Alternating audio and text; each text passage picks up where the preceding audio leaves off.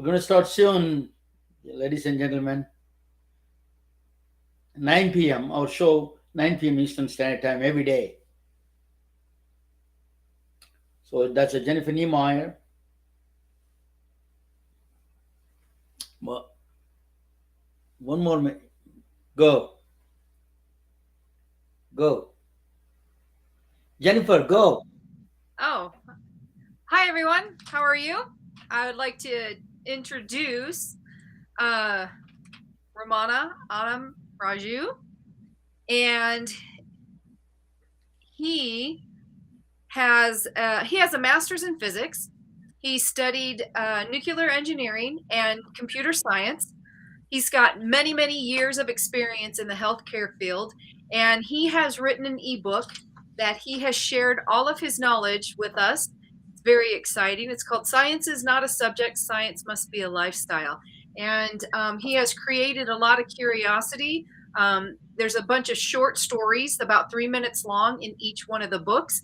And I'll talk again a little bit later about some of our merchandise. But one of the things that we have is these lifestyle designs that coexist with each and every story, and it's a lot of fun. And then this here is our logo. So I'll let you take it away, Ramana, and talk tonight about fractal medicine symmetry. So thank you. Thank you, guys. Yes, thank you, this Ramana Anamraju. Thank you for the introduction, Jennifer. Um, Yesterday we had spent a little bit about the fractal medicine. It's a kind of a new kind of a field. I'm trying to introduce the new kind of a concept. I will explain to you what the concept is in a few minutes. But yesterday, if you are following from yesterday, is much easier to follow. Um, but anyway, each individual session is independent. You don't have to follow if you in the previous one. I can give us some background on that previous. But anyway, the purpose of this broadcast or the purpose of this book is I wanted to inspire healthcare professionals, healthcare IT, doctors, nurses, healthcare allied healthcare people to inspire and give us some ideas and new concepts for innovations. A lot of times it's not. We need to expose. One of the things is innovation requires exposure to different kind of subjects. I give a same story. I'm going to tell you the same story again. If you're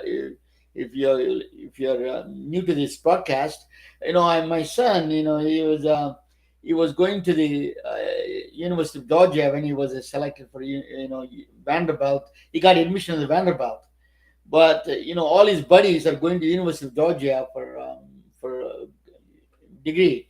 So he wanted to go to University of Georgia because all he wants to spend time with all his buddies, partying with them, and all his he grew up with them. So, but I told him, just why don't you go to? I don't care about Vanderbilt, and I want to go to University of Georgia. By the way, University of Georgia is a great school. I'm not putting anything down, but I said that go and check it out. Vanderbilt is a great school. He got a degree. He got neuroscience in the neuroscience degree. He said that, oh no, I'm not interested. I wanted to go to University of Georgia, but I told him just check it out. I got bribed him a little bit money, so he took a trip to Vanderbilt. Then he came back and say, I'm going to go to Vanderbilt, he said. I see, what changes your mind? Oh, there's a lot of pretty women there. So exposure is important, you kind of understanding what is there. So same thing, you need to be exposed to other subjects, the mathematics, physics, chemistry, biology, art, or philosophy, psychology. All of them are important for this kind of a to get a deep understanding of at least to where you can go, what are the tools available for you. That's important. That's what my job to either all my things that I do in physics or mathematics or anything that I'm doing right now towards the healthcare goal. Well, that's what my both experience is in both sides. My education is in physics side, my experience in the healthcare side. I did quite a bit of work in all kinds of aspects of healthcare in the healthcare. But anyway, let me show you fractals. So this the I'm going to bring the fractals. Fractal medicine symmetry. The symmetry is a key So if you know the symmetry you see in the nature quite a bit, that if you see butterfly, both wings are exactly look same. If the lungs are bilateral. These are bilateral symmetries. They look similar in the. So there is a nature embeds a symmetry inside. I tell you why that is important in the in an understanding and the treating the.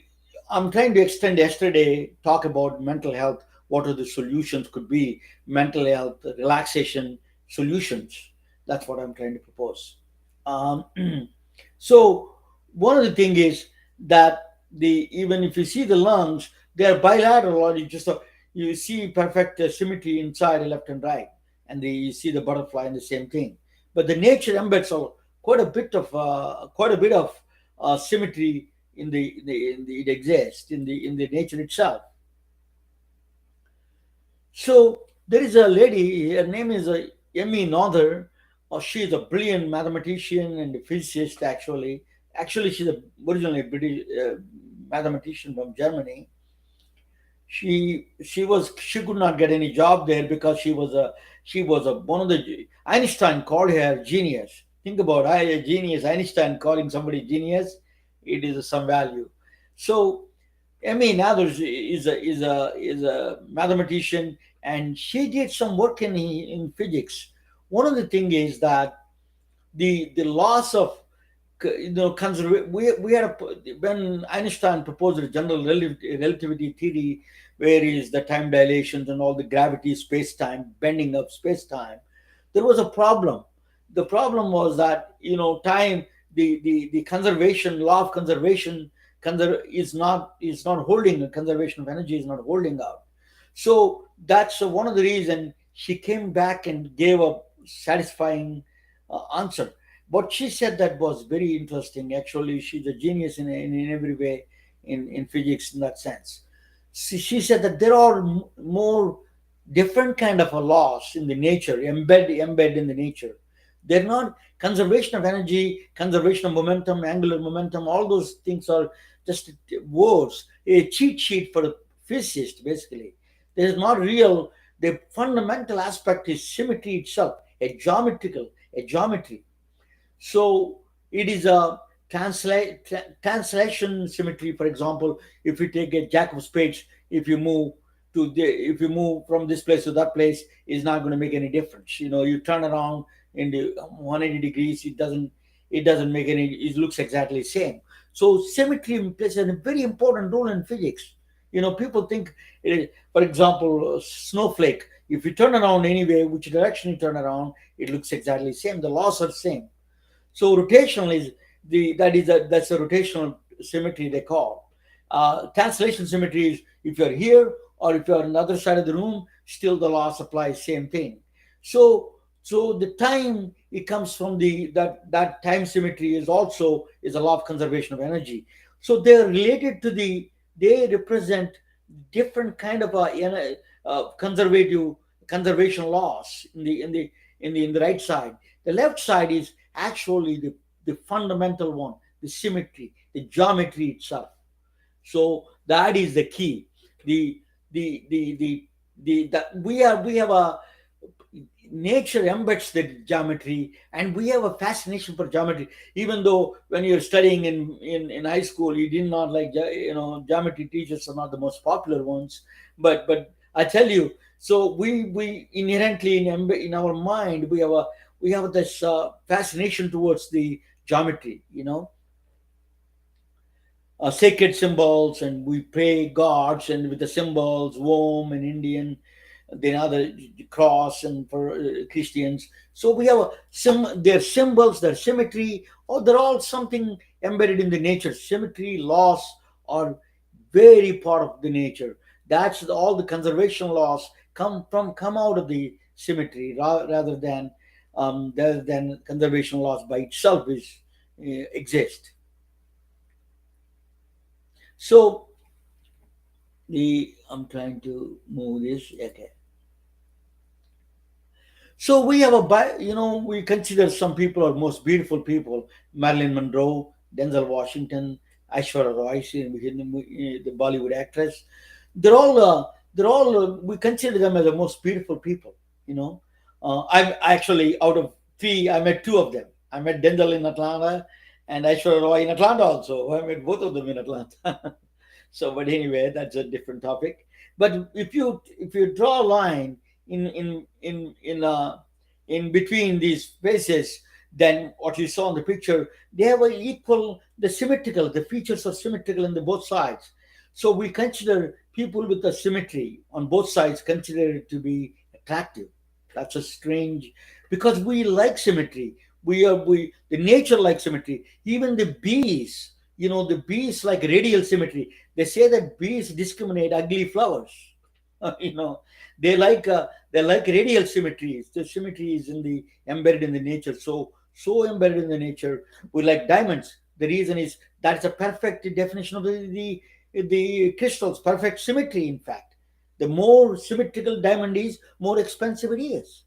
So we that is a very important. Symmetry is embedded in the nature. We in our minds also we are fascinated by the symmetry. We like that. We And also second part is another thing is, this is a very funny way of saying that, but if you see half the part that you're not afraid, the other half part is not going to scare you. So if there is a lion coming, if you see half of that part, and if you that doesn't threaten you, the other half, the remaining other second part is not going to threaten you. That's a guessing.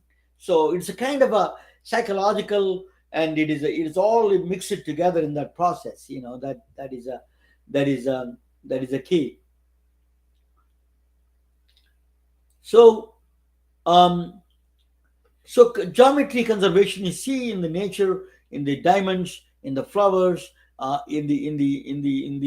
everywhere you see that symmetry is embedded. The different kind of symmetries you see, that is a that is a very power of geometry that it creates. Symmetry creates a beautiful geometries.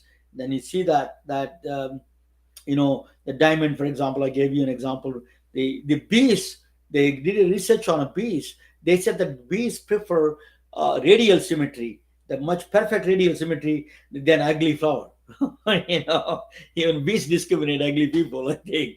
So so but anyway, um so, if you then, how do you apply to the humans? Obsessive compulsive disorder. If you go to a friend's house who has a obsessive compulsive disorder, I know one person. She's going to kill me if I say her name, but I'm not going to tell her name.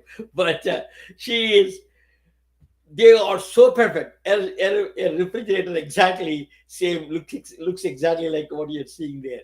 You cannot replace one thing. If you put it in the wrong place, she gets a fit. So it is a this is obsessive the obsessive compulsive disorder. It is a so a lot of the most of the time they believed in this is a behavioral problem, is a behavioral disorder. That's what the psychologists thought. But there is another field of research is coming up. It is called extreme dimensional response to the need for symmetry. I wanted to look, they're responding to the symmetry to the maximum. Basically, it is a genetic disorder, a evolutionary genetic disorder. Want it to be symmetrical. Everything they see in symmetry, perfect shapes, perfect things. Towels has to be in right place in the bathroom. Or all the refrigerator has to be put together. Their symmetry, it is obsessive compulsive disorder. Maybe may not be psychological disorder, but some research is suggesting is that extreme dimensional disorder is a need for symmetry. They're looking for symmetry more in wanted the experience the symmetry more than rest of us. So that is evolutionary, is a genetic disorder rather than a behavioral disorder. So that's one of the things the theories are coming. Some of the suggestions are coming up in the medical field. Then, so the psychedelic experience, if you see it, for example, in the Terence McKenna and the some of the things that people who take this psychedelic Ayushka's brew in the Amazonian Indians who experienced that. A lot of doctors, scientists, and botanist in 1960s and 70s. They experimented with all these mushrooms, and they came up with a chronicle, a beautiful explanation of what they saw. I never took drugs. Don't Never try that. It's not good. This is what our goal is, to replace that kind of experience with the visual stimulation, with the fractals. That's I will explain to you what we're coming to that point. But our job is um to create that, simulate that experience. So through the mathematical equations. So psychedelic experience, I want to show you how they feel. This guy gives you. I'm going to share with you a little bit, that how you feel, how he felt, what he described. His name is Terence McKenna, one of the 1960s hippie guy. His name is Terence McKenna. He's an American botanist, and he experimented with quite a bit of this LSD and all those things, psychedelic drugs in Amazonian, with Amazonian Indians. I gave a very descriptive. Let me show you what he thought about it, and I'm going to share you with you in a second. That give me. Um, okay, so I'm going to present to you this.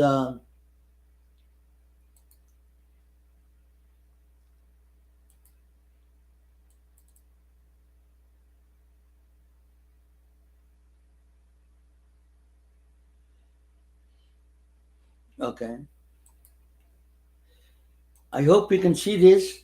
This is a Terence McKenna talking about, American botanist, giving experiences of his experience on these psychedelics. Many of them, and they come pounding toward you, and they will stop in front of you and vibrate, Yes. but then they do a very disconcerting thing, which is they jump into your body. They jump into your body, and then they jump back out again.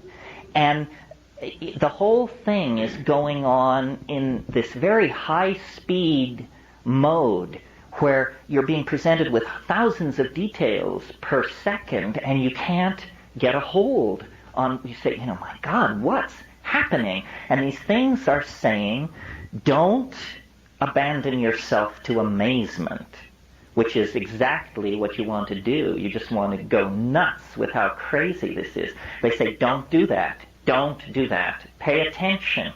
Pay attention to what we're doing. Well, what are they doing? Well, what they're doing is they're making objects with their voices. So anyway, so that the Terence McKenna is Oh, sorry. So Terence McKenna is giving a beautiful explanation about that. He's a botanist. He's a master's in his brother is also a researcher in the plants and everything. And they gave a very. There were several videos in 1960s and 70s. Everybody knows about them, but nobody knows nowadays. But they about them. But they were very popular one time in 1960s and 70s. But he gave a chronicle experience. He put together a lot of experiences in a chronological order. Actually, in a lot of YouTube videos are there. You can check it out. But that what so what we are they see this kind of a strange stuff. They see the deities coming out, space closing in, space opening up, closing it behind you, opening up in the front. Yeah, like a warp drive. Warp drive, one of the new warp drive that can go to interstellar travels, can be done through by using the Einstein's laws, new kind of law, the geometry, the general relativity laws, that you can open up the space in front and close the space behind you. That's where you can travel billions of miles much faster. Just is like a stepping in the next room. So that kind of a experience he wants to. That's called wormholes, for example. They can create the warp drive. That kind of experience they feel. But there is a medical thing behind it. What they felt. I will give into further explanation in the tomorrow in more details. But this is what the purpose of this one is. As you know, that's we have a mental health. crisis growing in this country. 52.9 million people in this country are going through some kind of a mental illness there. Everybody, almost like a, every one fourth, it is a any mental illness, some kind of mental illness they have. 52.9. Unfortunately, females are more prone to that kind of a problem. That's what the statistics say. It is scary. It is right now we have a supply chain problem and the economic burdens and the stigma, the lack of access to care, all those things that play a role. And then this is not going to go unless we address this problem in the national level and the international level. If you see yeah, I gave you so if you see the international levels, that so this problem we have to solve it some other way. There are not enough people to solve this problem. You cannot get appointments with a million appointments one day with a psychologist and psychiatrist. We have to solve. I mean, certainly you need to seek the help of professionals.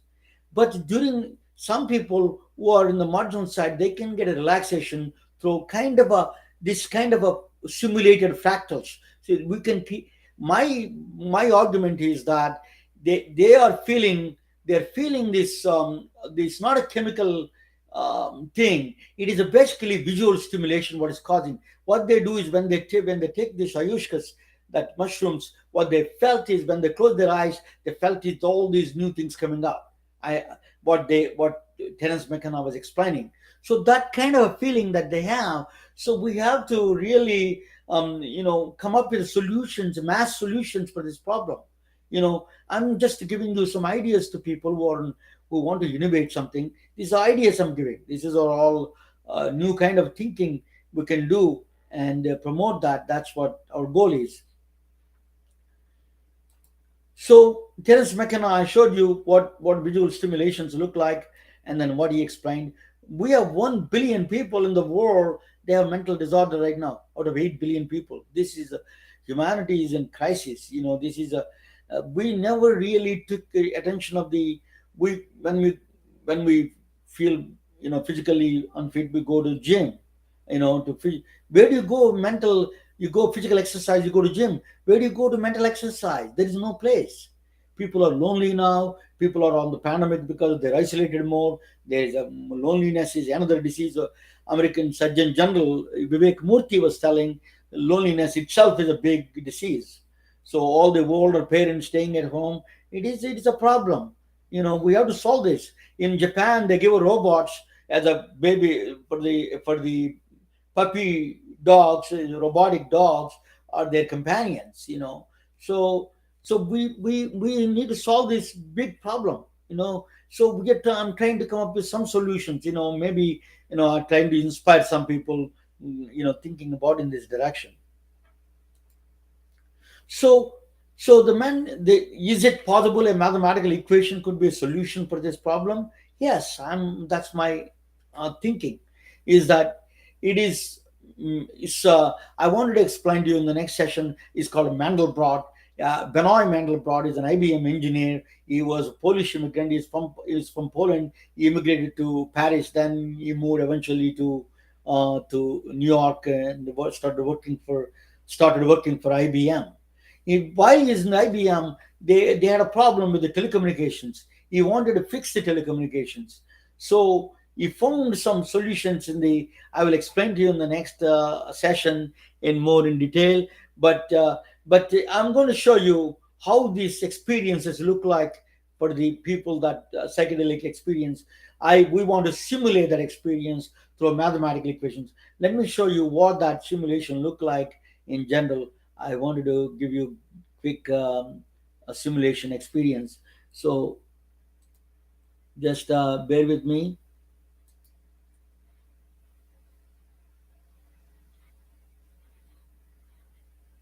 Ramona, this is Jennifer. I don't know that the last video showed up. I think just the sound did. It did not show up. Um, um, I can show the. Let me. You don't have to show it again. I think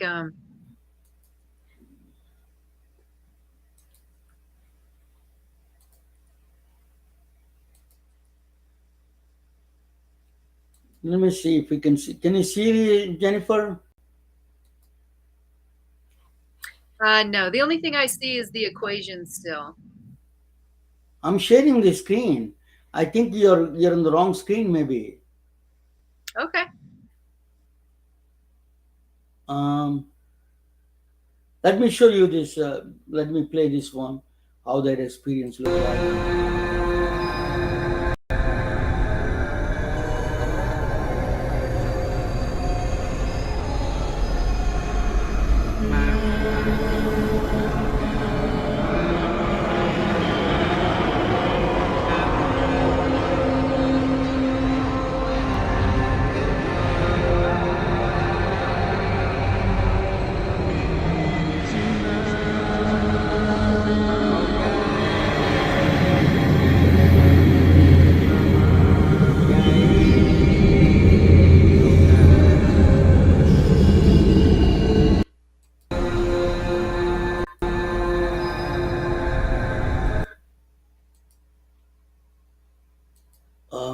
Did you see? Did you see, guys? I hope I showed the pictures, but if it's possible, I am not sure if there's a problem there. But that is equation, mathematical equation. It can generate that kind of a graphics, that kind of a simulation. It is a when you watch those things, your brain is a neural channels. 80% is occupied.